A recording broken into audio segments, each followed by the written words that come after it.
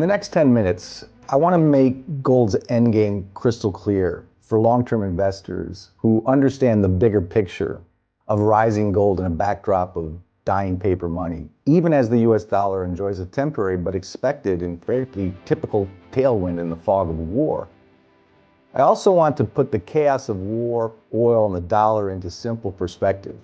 After all, most of us have heard that phrase that gold loves chaos. But in the month of March, with nothing but chaos in the headlines, gold lost over 15%. So what gives? Why isn't gold rising in the chaos? Well, the answers we'll address here will make sense of this fog and this chaos. And more importantly, it should make it even easier to see that gold will indeed love this chaos. But not just in a single Twitter cycle or current headline. Instead, gold works more honestly, more patiently, and deliberately. And it is critical to have such an honest and patient and frankly deliberate understanding of gold if you wish to keep your head and your gold in this otherwise undeniably chaotic and insane moment in history.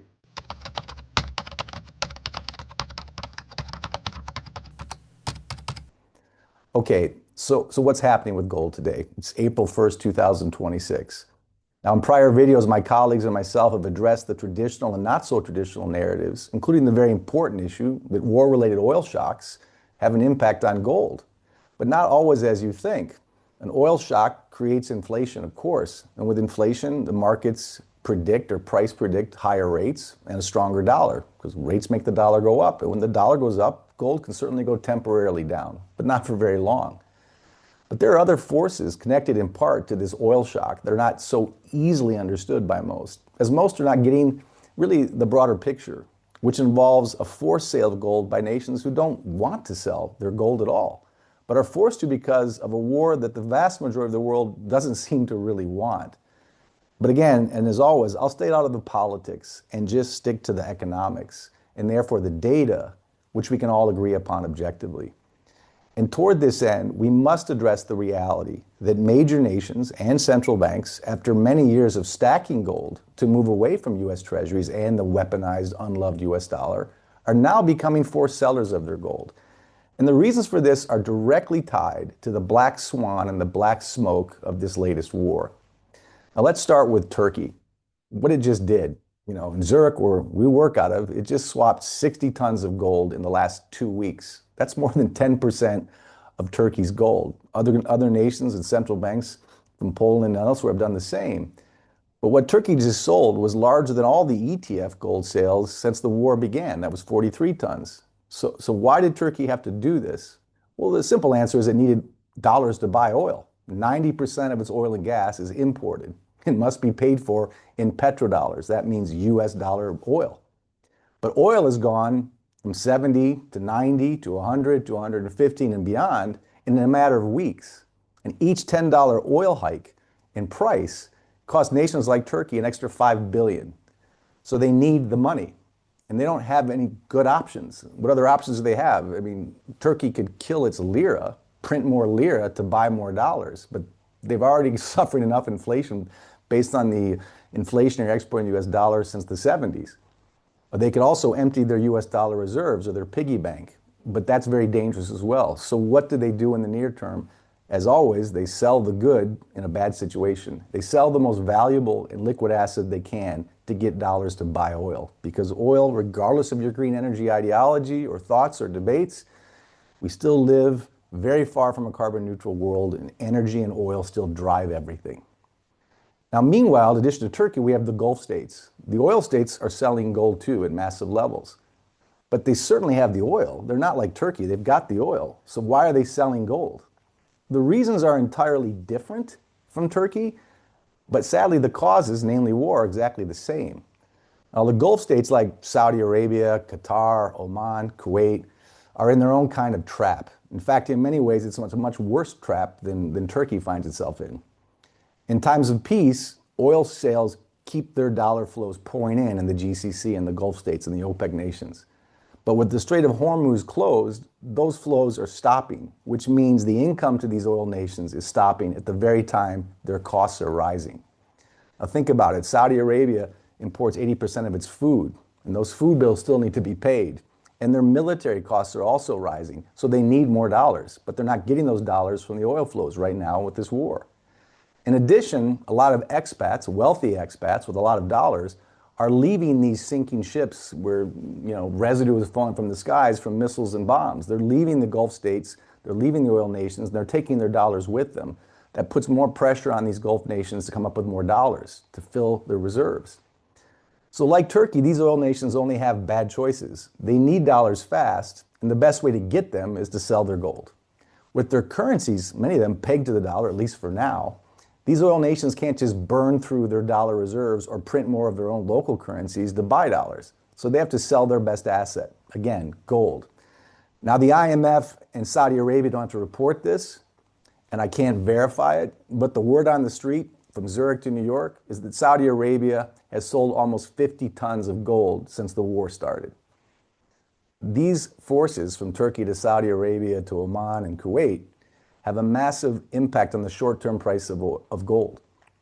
So there's also another short-term risk ahead for gold, which again is always the first, best, most valuable and liquid asset to be sold to cover losses in a tanking stock market. And that stock market is ticking behind us as I speak. The NVIDIA-led tech sector, which carried the S&P in 2025, is in obvious bubble territory. But that AI wave, which is so dystopian in so many ways, which we won't discuss here, runs on energy too, i.e. on oil. And that energy cost is rising, which means the tech sector in particular, and thus the S&P in general, is now positioned for an historical uh-oh moment in the current oil war. So a sell-off in stocks could be another headwind for gold. Now again, such market signals and broader oil-related and oil-forced sell-offs in gold is undeniably bad for gold in the short term. And we've seen that in the numbers and in the paper price.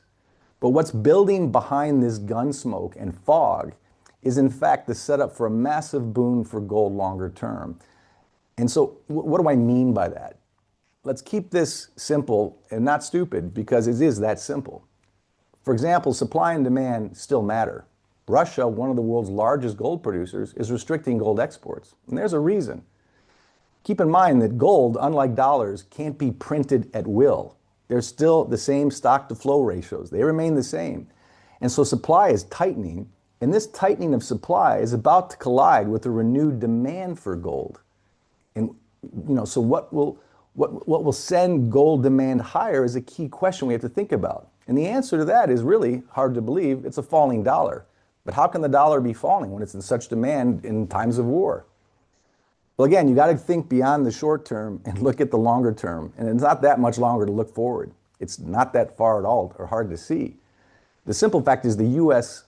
cannot afford a strong dollar. Literally, it needs inflation. It won't report it correctly. It won't say it out loud. It needs debasement. The USA, the home of the world reserve currency, despite its current and faded inflation nightmare, can't afford to raise rates to fight inflation because the U.S. can't afford to pay its own bar tab, its 39 trillion bar tab, at higher rates. Like all debt-strapped nations, the U.S. will sacrifice the currency to monetize its debt. Inflation is just another war that the U.S. can never win. The Fed will have no choice but to cut rates and print more money, that's yield curve control, to keep bonds from falling or tanking, and hence yields and rates from rising. Because those rising rates are the kind of rising rates which kill banks like, remember, Signature Valley Bank or Silvergate or First Republic in 2023? And those rising rates and bond yields are also the kind of rates and shark fins that kill cheap debt-driven stock bubbles. Now, we saw this pivot from higher for longer or high rates to fight inflation, which failed. And we saw this pivot from higher rates and monetary tightening to lower rates and quantitative easing and a weaker dollar in 2024 and 2025 when gold ripped after Powell basically threw in the towel and failed to beat inflation with higher rates in 2022 and 2023. And we will see this exact same setup again.